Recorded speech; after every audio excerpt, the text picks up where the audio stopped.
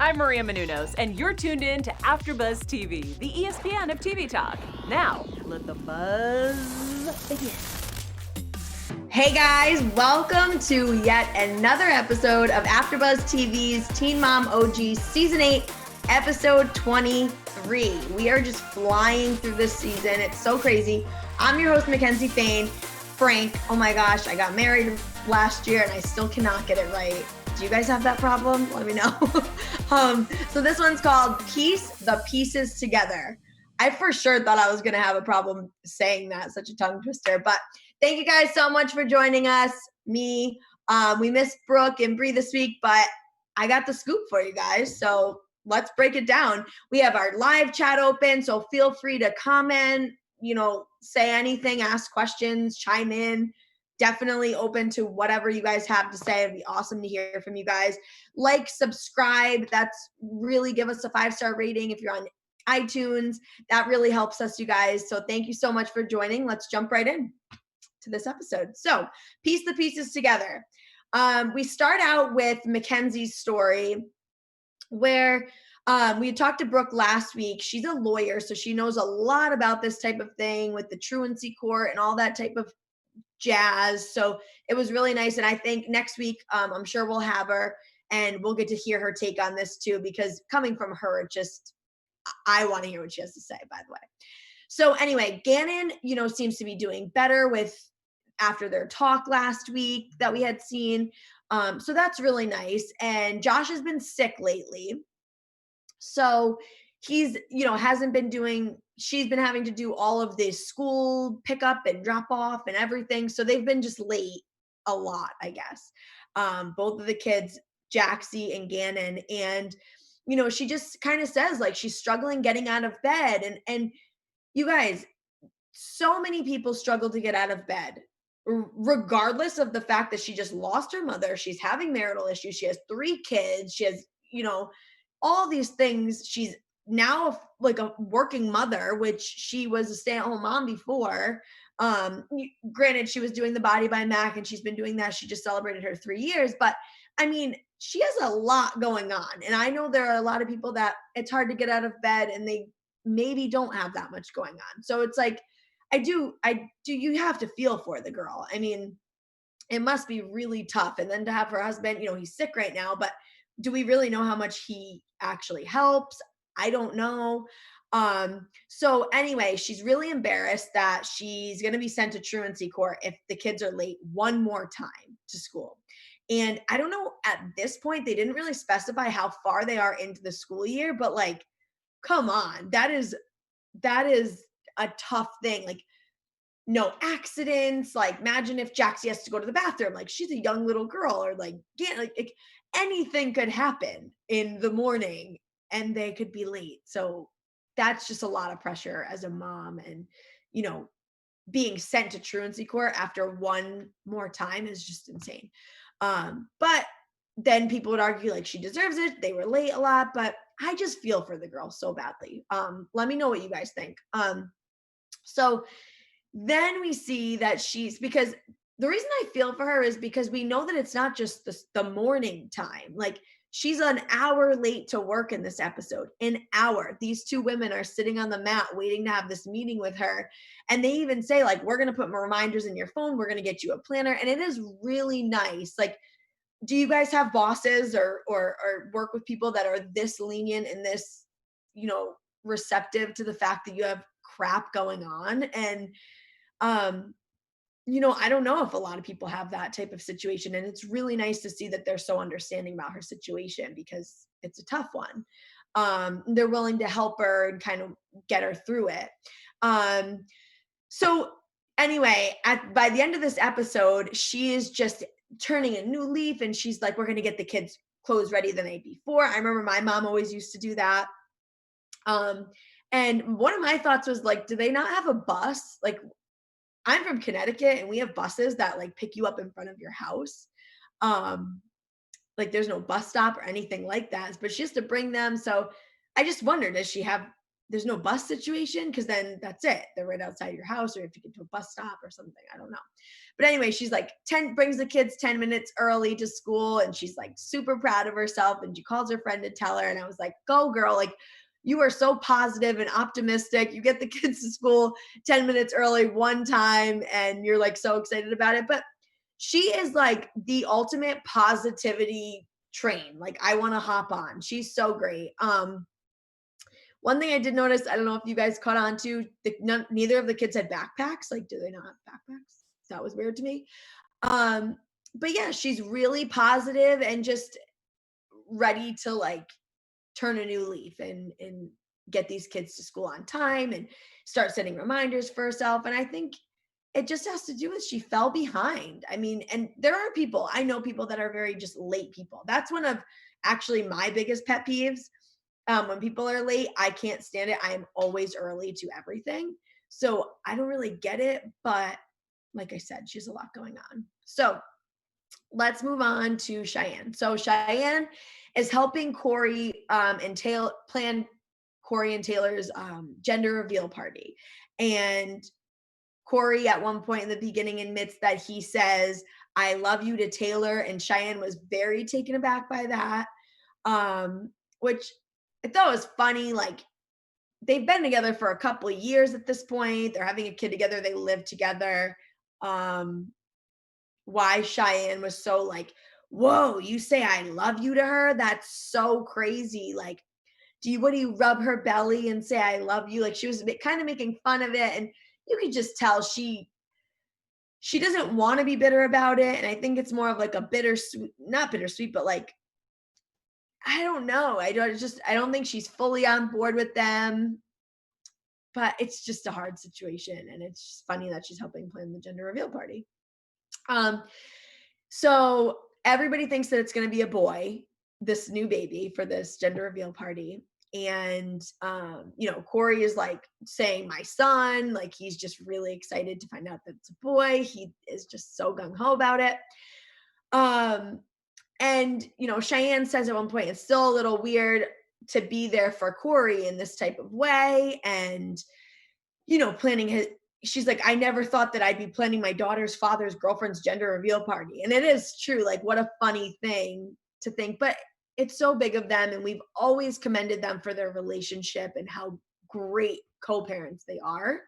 And just so cool for even Ryder. Like, she's young. She may not get it now so much, but to look back on the fact that how her parents acted in this time or in this situation, like nobody was bitter, and this new baby is so loved, and it's really a cool situation to kind of watch and play out. So we get to this gender reveal party, and Cheyenne is late. Now, I don't know about you guys, but I want to know what you think. I definitely think she did that to be spiteful. I think that like her and her sister had even said something about, oh, we're going to have to be there early. And then the sister's like, yeah, well, I don't really care. Like at first I thought she didn't care that she had to go early. Like that was fine. But then when they were late, I was like, oh, okay. And we know that Cory was late to the big event for Ryder that Cheyenne put on, the fundraiser event for VLCAD. So it just kind of all clicked. I'm like, of course you're going to be late. Kind of annoying, whatever. But we do the gender reveal, and they do the confetti. And of course, we know that it comes out pink. Everything is pink. And they find out about little baby Mila, who we know was born recently and last month, and so cute. It was just such a fun experience, fun time, cool thing to watch. So yeah, I loved watching it, and I just thought it was so funny. I didn't realize that all of them thought that it was going to be a boy. Even Taylor was shocked. So I recently had a gender reveal back in February, and I for sure thought that I was having a boy too. So when I cut the cake and I saw pink, I have a video up on my Instagram, but I was completely shocked. Like I know that feeling all too well at this point. And so it's just so funny. Like her face was like, she was happy, but it's like to think something that's in you is so different than what it actually is. It's just a really, really weird feeling. But they're super happy. So Taylor and Cory are getting an apartment together, and he doesn't want to shove. He talks about this briefly, and there are things about Cory that I am not the biggest fan of, but there are a lot more things that I really do like about him, because one of the things is, like, he doesn't hide anything and he doesn't beat around the bush. And one of those big things he talks about is he doesn't want to shove his situation in Cheyenne's face, because what he has is everything she's always wanted. And I think some people will kind of look at that like, oh, you're being, he's being so, you know, pompous, or, those kind of things. But it's really, really true. And I think the farther Cory gets into this relationship and this family and kind of like white picket fence that he was talking about with Taylor, the more it's really going to bother her, either subconsciously or consciously. I don't know. But even just with this gender reveal, like, there was some tension for her. I don't think she wanted there to be, but like he said, it is something she's always wanted. And it's something that he said he didn't really want, didn't care to have. And now he has it all. And so it is a really tough thing. But my point is, I'm glad that he's recognizing that and wanting to navigate that in a respectful way for Cheyenne. So I thought that was really great. Moving on to Caitlyn and Tyler. It's Vaeda's first birthday, which is so fun, so monumental in their lives. Like, all these birthdays, really cool. I love seeing them. I love when they show them.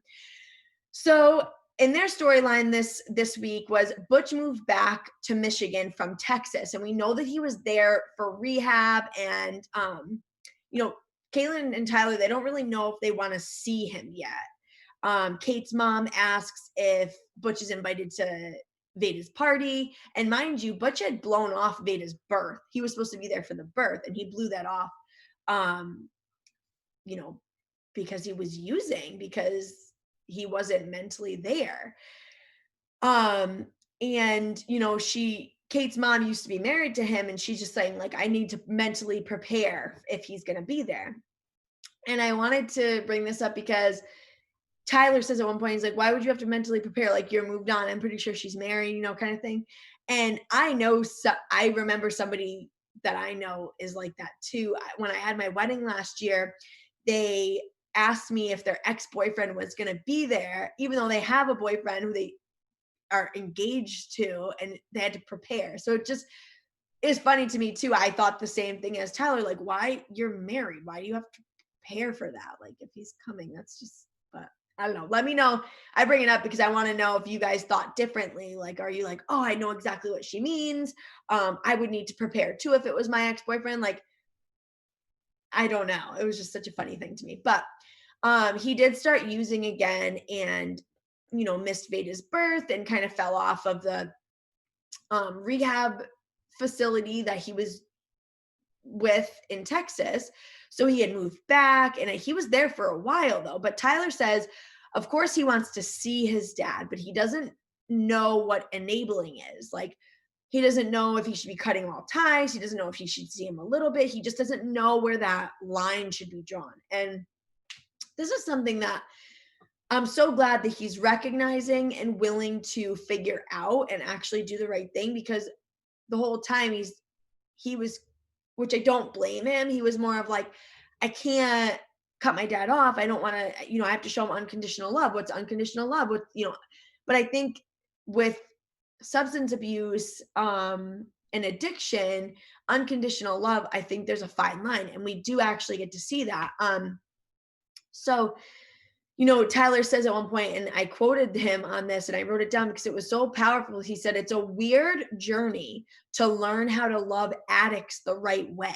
And I think he's so right. You have to love them the right way. You can't love them with unconditional love because it is enabling them. It is.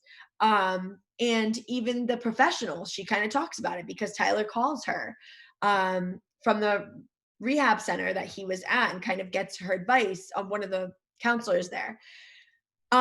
He asked if Butch is using, and Butch said, not like I used to, but I am a little bit. And, that was just kind of enough for him to be like, what the hell?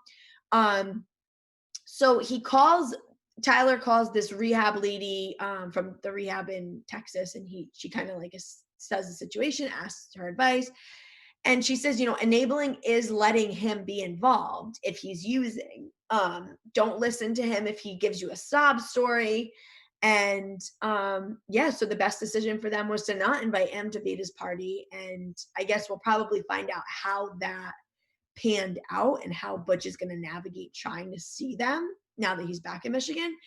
But I am really glad that, Tyler's doing the right thing and doing what the professionals are advising him to be doing in this type of situation, because clearly nothing he's done in the past, giving him a place to stay, watching him like a baby, a hawk, and giving him a car, giving him a curfew, all these things, they never worked.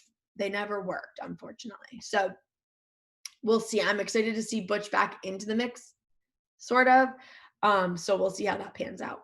We go on to Amber, who Bubby, or AKA Sean, or should I say Sean, AKA Bubby, because that's all I know him as is Bubby, is coming to town to meet Dimitri.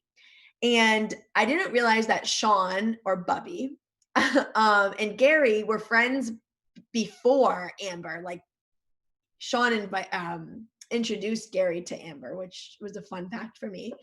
And they go to lunch in the beginning of this episode, and Gary says that Amber is much better than she was 6 months ago. And, Sean is just kind of there looking for the warning signs of all these guys. She wants him, and he's saying that Amber wants him to be all excited for all of these guys. He's like, but I'm a realist. Like, I can't do that. Like, there are significant signs that these guys are letting on.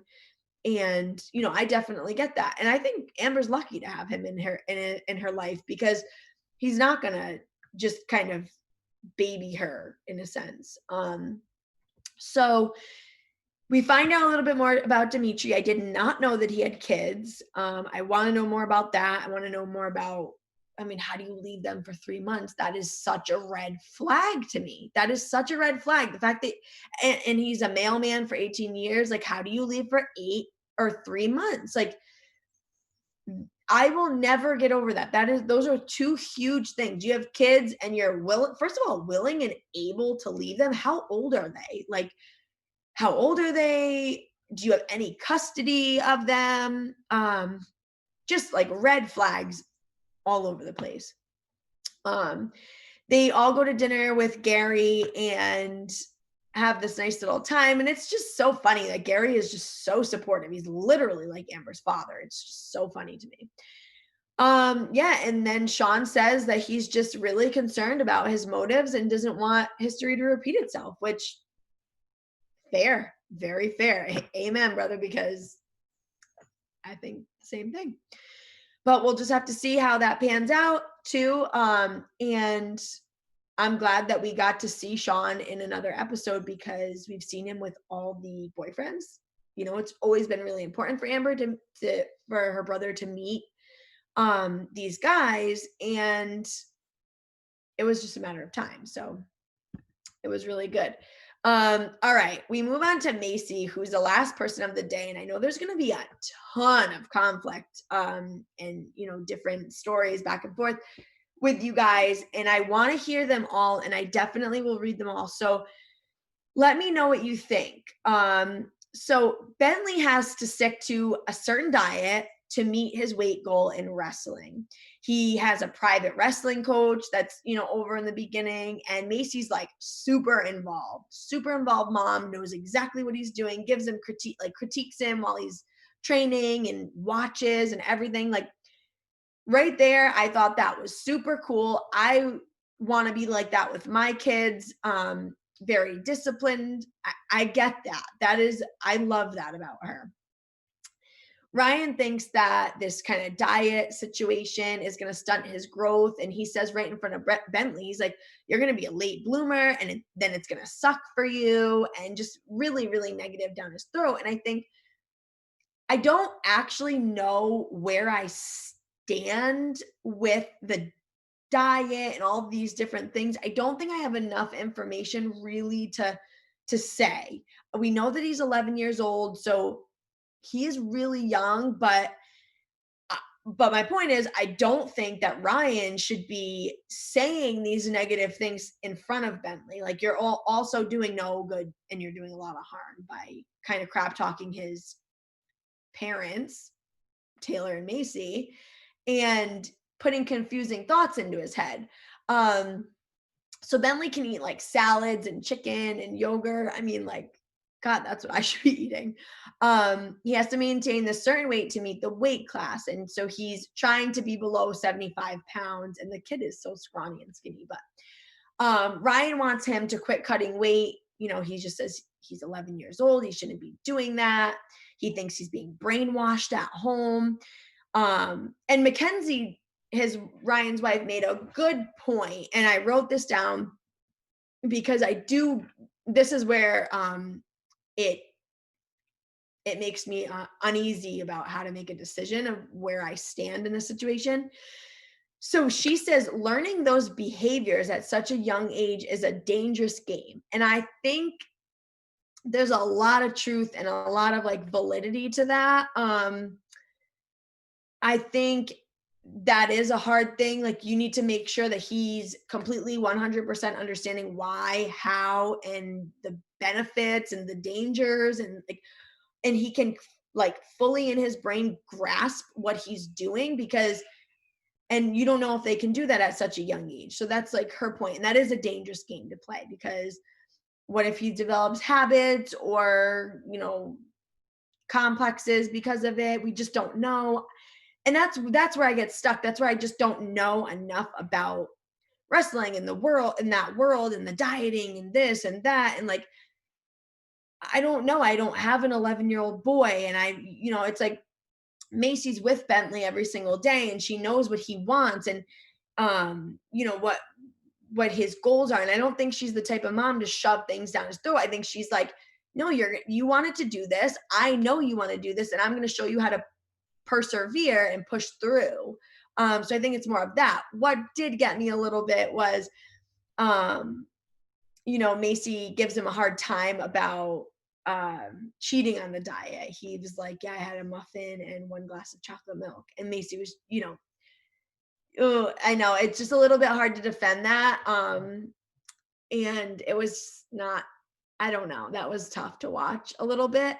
But he ended up making the 75 pounds and got third place, so made it to regionals. So then we find out that Taylor and Macy, they talk about their parenting style, and they're like, we're parenting the way we want to parent, and he's not glued to an Xbox. And yeah, Jen and Larry and Ryan and Mckenzie say that he does all these sports, and Taylor's listing all the sports and everything. And that part of it, I love. I think it is so cool to keep kids busy. I think, you go to school and then you have this practice and that practice and then this and Tuesday and Thursday. And like, I think that is really cool. I would love to instill that in my kids. It keeps you busy. It keeps you focused. It keeps them tired, like at night, you burning off the energy after school, like practices and things like that. It teaches them at such a young age to fight for what they want and to achieve, what they want. And Macy had said that he had a goal in the beginning of the year to make it to regionals, and he didn't even think that was obtainable. And then he finally did it, and he was so proud of himself and he was so happy. So it's like, we don't know Bentley like his parents know him. So that's why it's hard for us to sit here and make all these rash like judgments on it, because it's like, he could be crying himself to sleep every single night, saying, beating himself up at the fact that he can't do this. And he needs those supportive parents to kind of get there, because it is such a strict sport. And wrestling for Bentley, Macy had said, had saved him mentally, especially last year when Ryan went to jail and he was old enough to understand everything, and he's dealing with all these emotions. And, she says it's the one thing that he has complete control over. And she knows him best. So I don't think that we can really fight that. I think she's a strict mother. I think but I think she knows what's best for her kids. And I think she's there enough. Like she's sitting there watching. So I think she's involved enough too. It's not like she's just sending him. Like she's involved. She can see her kid. She can read her kid, I think. So that's my take on it. But I do want to know what you guys think. So let me know in the comments below. We're going to move on to the special segment. This week is, well, like every week, is the OG of the episode. So who I thought was the OG of this episode would have to be Mckenzie, because I think she did such a great job, you know, dealing with this whole truancy court thing and having to kind of just like pick up her, you know, like her life and kind of change it around and be positive, and she had no choice. My oh no of this episode would have to be Ryan, because I just, it really makes me mad when adults speak poorly in front of kids, especially ones that can understand enough like Bentley. So it's just like, dude, no matter what you were saying or how right you were saying it, you're wrong, because now you just made this kid feel like crap. You know, so I just didn't like that. So my predictions for next week will be, I predict we see more of Mckenzie and Josh arguments. I just think that that's inevitable. And I feel like we'll see some of Jen and Larry having to say something about Bentley sports, because we know that they think he does too much as well. And then on the next episode, we have Cheyenne confronts Cory about his priorities shifting away from Ryder. Macy makes a difficult decision on whether to extend the order of protection on Ryan, because we know that that's coming to an end, the 2 years. And Mckenzie plans a special day to celebrate her late mother's birthday. So that'll be really sweet to see. I'm sure I'll have some tears to be shed watching that one, because I always do when I watch Mckenzie talk about her mom. But anyway, thank you guys so much for joining me. I'm so glad we got to break this down. Let me know in the comments below, and follow me on Instagram at Mackenzie Frank, and we can discuss it more. And then you'll be able to see all my AfterBuzz updates and when I'll be on. But we'll be back here for Teen Mom 2 or Teen Mom OG after show for AfterBuzz TV next Wednesday, 7 p.m. Eastern Standard Time. So thanks guys so much. Hope you have a great week. Our founder, Keven Undergaro, and me, Maria Menounos, would like to thank you for tuning in to AfterBuzz TV. Remember, we're not just the first, we're the biggest in the world, and we're the only destination for all your favorite TV shows. Whatever you crave, we've got it. So go to AfterBuzzTV.com and check out our lineup. Buzz you later. The views expressed herein are those of the hosts only and do not necessarily reflect the views of AfterBuzz TV or its owners or principals.